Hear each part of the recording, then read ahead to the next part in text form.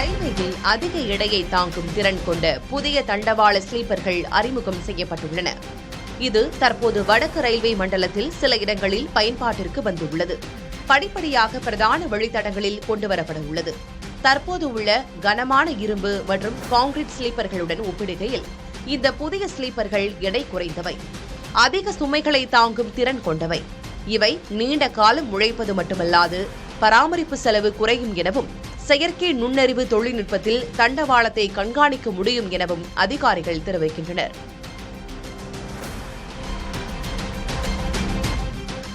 முசிறி சென்னை இடையே புதிய ரயில் பாதை அமைக்க தெற்கு ரயில்வே திட்டமிட்டுள்ளது. அதன்படி 88 லட்சம் ரூபாயில் ஆரம்பகட்ட ஆய்வுப் பணிகள் மேற்கொண்டு வருவதாக அதிகாரிகள் தெரிவித்துள்ளனர்.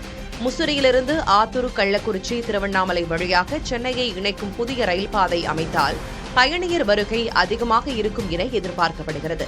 இதற்கான ஆய்வறிக்கை தயாரித்து முதல்கட்ட ஒப்புதலுக்கு பின் விரிவான திட்ட அறிக்கை தயாரிக்கப்படும் என தெற்கு ரயில்வே அதிகாரிகள் தெரிவித்துள்ளனர்.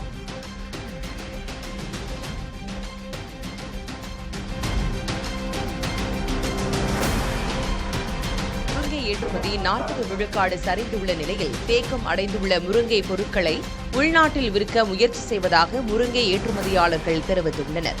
போர் பதற்றத்தால் பல நாடுகளுக்கு முருங்கை பொருட்களை அனுப்புவது தடைப்பட்டுள்ளது. விமான போக்குவரத்து கட்டணம் உயர்ந்துள்ளதால் பொருட்களை அனுப்ப முடியாத நிலை ஏற்பட்டுள்ளது. இதன் காரணமாக முருங்கை ஏற்றுமதி குறைந்துள்ள நிலையில் உள்நாட்டு சந்தையில் விற்க முயற்சி செய்து வருவதாக ஏற்றுமதியாளர்கள் தெரிவிக்கின்றனர். இருப்பினும் விமான சரக்கு கட்டணத்தை குறைக்க அரசு நடவடிக்கை எடுக்க வேண்டும் என வலியுறுத்துகின்றனர்.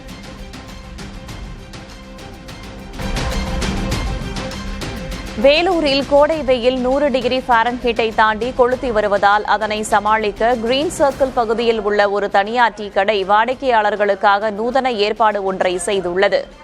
கடைக்கு வரும் மக்களை குளிர்விக்க தண்ணீர் ஸ்ப்ரே மூலம் செயற்கை குளிர்ச்சியை உருவாக்கி வருகின்றனர். வெயிலின் தாக்கத்தில் வரும் மக்கள் இந்த தண்ணீர் ஸ்ப்ரே பந்தலில் டீ குடித்துக் கொண்டே இளைப்பாறுகின்றனர்.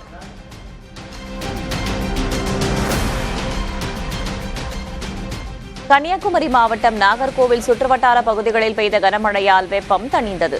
நாகர்கோவிலில் கடந்த சில நாட்களாக வெயில் சுட்டெரித்ததால் மக்கள் கடும் அவதிக்காளாகினர். இந்நிலையில் வடச்சேரி, ஆசாரிப்பள்ளம், கோட்டார், பார்வதிபுரம் உள்ளிட்ட பகுதிகளில் மழை பெய்ததால் குளிர்ச்சியான சூழல் நிலவியது.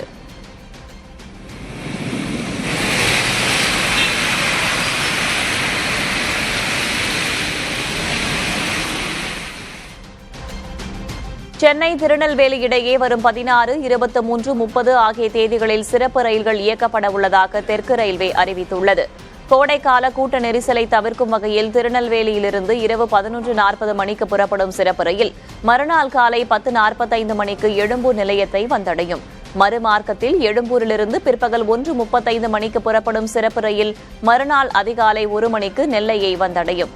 இதேபோல நாளையும் 19, 26 ஆகிய தேதிகளில் திருநெல்வேலியிலிருந்து தாம்பரத்திற்கு சிறப்பு ரயில்கள் இயக்கப்பட உள்ளன.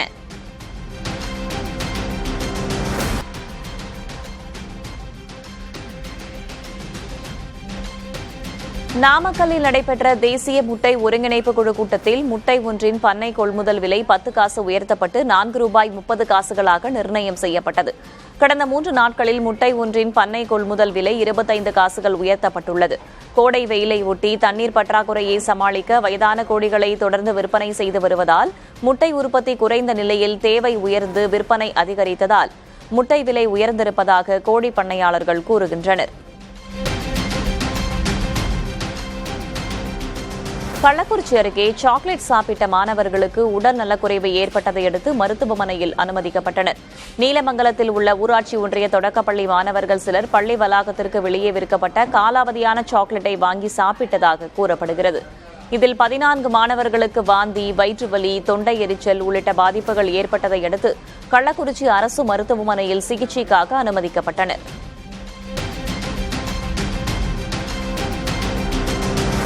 திண்டுக்கல் மாவட்டம் ஒட்டஞ்சத்திரம் காய்கறி மார்க்கெட்டில் வரத்து அதிகமானதால் காய்கறி விலை குறைந்துள்ளது. கடந்த வாரம் கிலோ ₹40 விற்கப்பட்ட வெண்டைக்காய் தற்போது ₹30 குறைந்துள்ளது. அவரைக்காயும் ₹40 30 குறைந்துள்ளது. இதேபோல பீட்ரூட், சுரைக்காய், புடலங்காய் உள்ளிட்ட காய்கறிகளின் விலையும் குறைந்துள்ளது.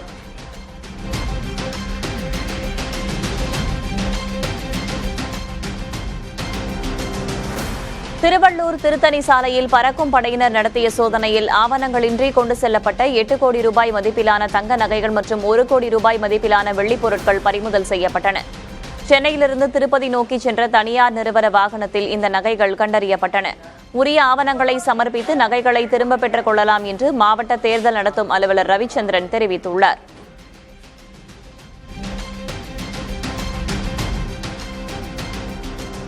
திருவிழாக்கள் சாதியை பரப்பும் ஒரு களமாக இருக்கக்கூடாது என்று உயர்நீதிமன்ற மதுரை அமர்வு கூறியுள்ளது. நார்த்தாமலை முத்துமாரியம்மன் கோவில் பங்குனி திருவிழாவின் அழைப்பிதழில் மண்டக படித்தாரர்களின் சாதி பெயரையும் அச்சிட அனுமதி கேட்டு மனு தாக்கல் செய்யப்பட்டது. இந்த மனுவை தள்ளுபடி செய்த நீதிபதி பரத சக்கரவர்த்தி, சாதி என்பது இல்லாத ஒன்று என்றும் அது மக்களின் மனங்களில் மட்டுமே உள்ளது என்றும் நீதிபதி குறிப்பிட்டார்.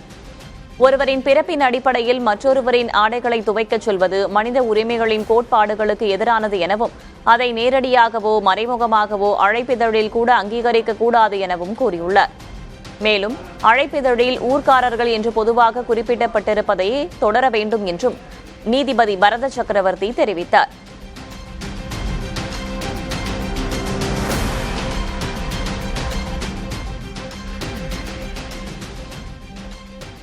கோவை வடக்கு பாஜக வேட்பாளர் வானதி ஸ்ரீனிவாசன் உடல்நலக்குறைவு காரணமாக தனியார் மருத்துவமனையில் அனுமதிக்கப்பட்டுள்ளார்.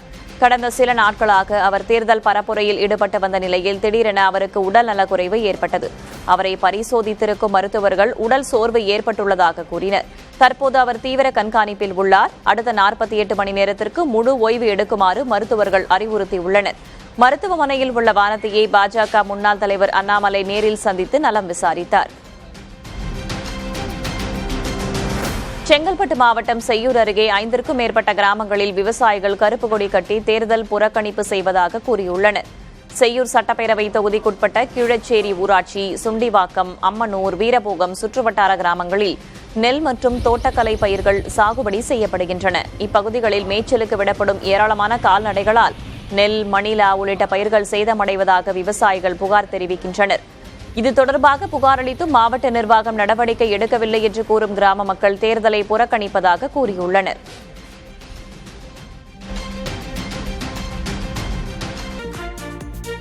குரூப் 4 தேர்வில் 3ஆம் கட்ட சான்றிதழ் சரிபார்ப்பு மற்றும் கலந்தாய்வு வரும் மே 8ஆம் தேதி நடைபெறும் என்று TNPSC அறிவித்துள்ளது. இதுகுறித்து தமிழ்நாடு அரசு பணியாளர் தேர்வாணையம் வெளியிட்டுள்ள அறிக்கையில், குரூப் 4 தேர்வில் தேர்ச்சி பெற்றோரில் 3ஆம் கட்டமாக நேரடி சான்றிதழ் சரிபார்ப்பு மற்றும் கலந்தாய்வுக்கு அனுமதிக்கப்பட்ட விண்ணப்பதாரர்களின் பட்டியல் தேர்வாணையத்தில் அதிகாரப்பூர்வ இணையதளத்தில் வெளியிடப்பட்டுள்ளதாக கூறப்பட்டுள்ளது. தகுதியுள்ளோர் மே 8ஆம் தேதி முற்பகல் மற்றும் பிற்பகல் என 2 வேளைகளிலும் நடைபெறும் சான்றிதழ் சரிபார்ப்பு கலந்தாய்வில் பங்கேற்க வேண்டும் என அறிவுறுத்தப்பட்டுள்ளது. தேர்தலில் வாக்களித்ததை உறுதி செய்யும் குறுஞ்செய்தி அனுப்பும் முறையை அடுத்த தேர்தலில் நடைமுறைப்படுத்த கோரி தேர்தல் ஆணையத்திற்கு மனு அளிக்குமாறு சென்னை உயர்நீதிமன்றம் அறிவுறுத்தியுள்ளது.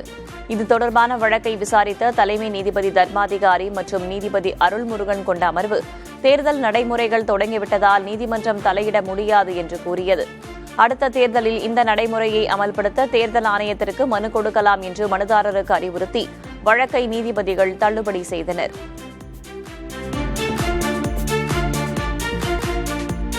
தாவேக தலைவர் விஜய்க்கு அரசியல் அனுபவம் கிடையாது என காங்கிரஸ் மூத்த தலைவர் ப. சிதம்பரம் விமர்சித்துள்ளார். காரைக்குடி அருகே கட்சி வேட்பாளருக்கு ஆதரவாக பரப்புரையில் ஈடுபட்ட அவர் காரைக்குடிக்கு வந்துவிட்டு விஜய் பேசாமல் திரும்பிச் சென்றதை குறிப்பிட்டு விமர்சித்தார். ஒரு விஜய் கட்சி வந்திருக்கு, அவங்க அரசியல் அனுபவம் கிடையாது, பேசாமையே போயிட்டாங்க. அது எப்படி? அரசியல்னா பேச்சு தானே, சர்ச்சை தானே, விவாதம் தானே. என் கருத்தை நான் சொல்ற மாதிரி அவர் கருத்தை சொன்னா தானே விவாதம் பண்ண முடியும். நான் பேசாம மடந்தையாக இருப்பேன், நாளைக்கு பேசாம இருந்தா பத்திரிகையாளரை சந்திக்கிறது இல்லை, மக்களை சந்தித்து பேசுறது இல்லை. அவருக்கு ஆதரவு ரசிகர்கள் இருக்காங்கிறத நான் வாழ்த்துறேன், அவருக்கு வாழ்த்துக்கள். ஆனா ஆட்சி செய்யணும் இல்லை, ஆட்சி செய்வது வேற, சினிமாவில் நடிக்கிறது. அங்க ரீடேக்கெல்லாம் கிடையாது. சினிமாவில் நடிச்சு பார்த்த பிறகு அது சரியா வரலன்னா டைரக்டர் மறுபடியும் நடிங்கன்னு சொல்லுவாரு. ஆட்சியில் அப்படி பண்ண முடியாது. ஒரு முடிவு எடுத்தா அதை ரீடேக்குன்னு சொல்ல முடியாது. அந்த முடிவு எடுத்தா அந்த முடிவு தான். சட்டமன்ற தேர்தலை முன்னிட்டு தமிழ்நாடு போயர் கூட்டமைப்பு மற்றும் போயர் ஜனசங்கம் அதிமுகவிற்கு முழு ஆதரவு தெரிவித்தனர். சேலம் புறநகர் மாவட்ட அதிமுக அலுவலகத்தில் நடைபெற்ற நிகழ்வில் முன்னாள் அமைச்சர் செம்மலை மற்றும் மாவட்ட செயலாளர் இளங்கோவன் ஆகியோரிடம் போயர் அமைப்புகளின் மாநில நிர்வாகிகள் ஆதரவு கடிதத்தை வழங்கினர். மாநிலம் முழுவதும் அதிமுக வெற்றிக்காக தேர்தல் பணியில் ஈடுபடுவோம் என அவர்கள் உறுதி தெரிவித்தனர். இதனைத் தொடர்ந்து ஓமலூர் தொகுதி அதிமுக வேட்பாளர் மணியை ஆதரித்து வாக்கு சேகரிப்பில் ஈடுபட்டனர்.